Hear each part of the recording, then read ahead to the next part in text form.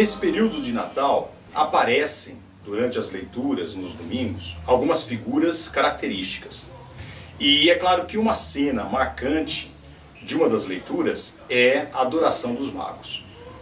Então, na narrativa de Mateus, os magos procuram o rei dos judeus que acabou de nascer e fazem a adoração do menino Jesus, oferecendo ao menino ouro, incenso e mirra. Bom, é claro que essa cena é uma cena criada, é uma lenda, mas ela tem um grande significado. Por quê? Qual é o significado de estrangeiros, de magos estrangeiros, que depois, com o transcorrer da história, se tornaram reis, mas na sua origem são magos, portanto estudiosos, estrangeiros. Qual o significado disso? Deles estarem à procura do menino Jesus e deles adorarem esse menino Jesus. O significado é: a mensagem que esse menino traz para nós não é uma mensagem particular, não é um projeto para um determinado povo somente, mas é um projeto para todo o universo, é um projeto para toda a humanidade, para todo o universo.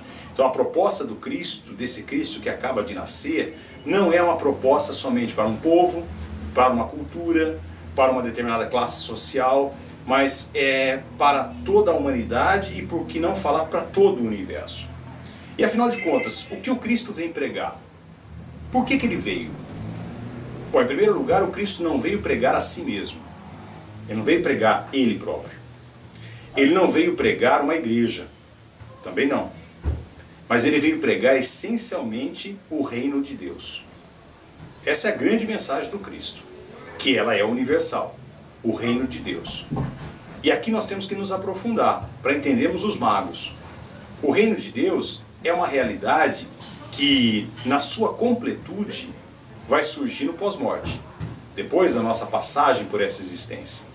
Mas nós não podemos esquecer que uma das primeiras falas do Cristo é: o reino de Deus está próximo. E essa proximidade não é temporal, mas ela é geográfica. Ou seja, o reino de Deus está aqui, está ao seu lado, está diante de você, está no próximo passo que você der na vida. Essa é a grande mensagem de Jesus. O reino de Deus já está, já começou, já está aqui. Então o Cristo, ele não só veio anunciar o reino de Deus, mas ele é próprio o iniciador do reino de Deus. E nós entendemos isso através da sua caminhada como um todo. Essa caminhada é uma caminhada de libertação. Ele vai, à medida que ele vai caminhando e encontrando as pessoas, ele vai libertando as pessoas. Libertando de todos os sentidos que nós podemos colocar na palavra opressão. Então o Cristo vem como o grande libertador de qualquer opressão que o ser humano possa ter nessa existência. Então o reino de Deus é uma realidade que está no pós-morte, mas deve ser antecipado já nos dias atuais, nos nossos passos aqui nessa existência. E essa realidade não é para mim só, não é para você, não é somente para os católicos, não é para os evangélicos, não é somente para os espíritas, não é somente para os budistas, não é somente para os umbandistas. Essa realidade é para toda a sociedade, para toda a humanidade.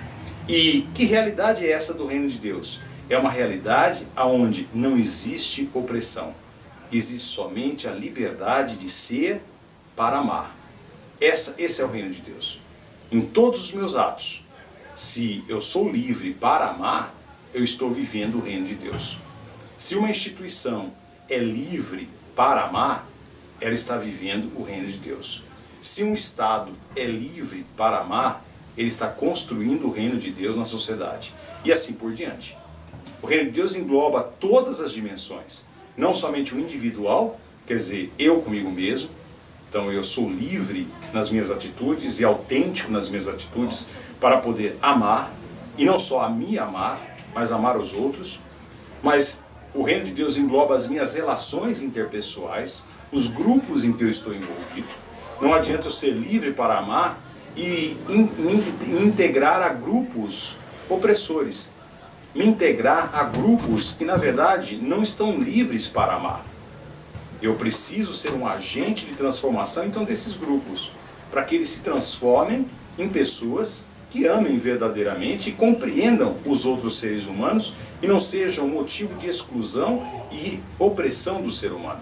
E é claro que se nós temos instituições, como por exemplo igrejas, que são livres para revisar os seus conceitos e amar verdadeiramente os seres humanos, então nós temos igrejas que realmente vivem o reino de Deus nesse nosso mundo, ou concretizam o reino de Deus nesse nosso mundo.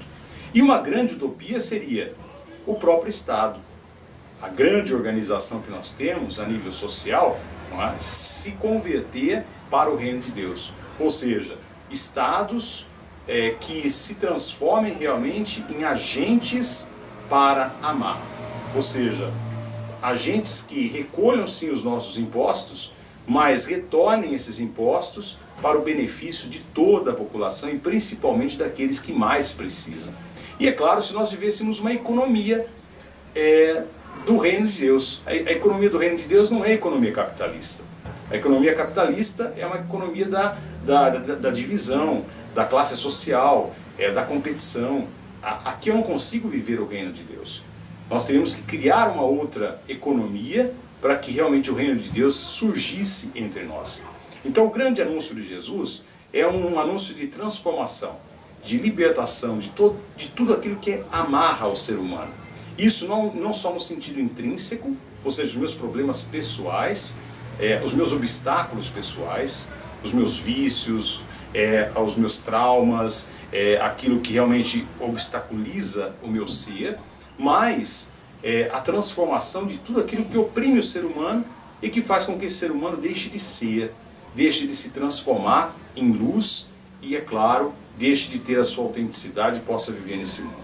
Então, que nós possamos anunciar o reino de Deus, mas mais do que isso, que nós possamos ser portadores do reino de Deus, que nós possamos agir conforme o reino de Deus, ou seja, que nós possamos ser livres para amar e transformar os nossos grupos, os grupos que frequentamos, em pessoas e grupos, instituições que também são livres e têm coragem de amar o ser humano concretamente.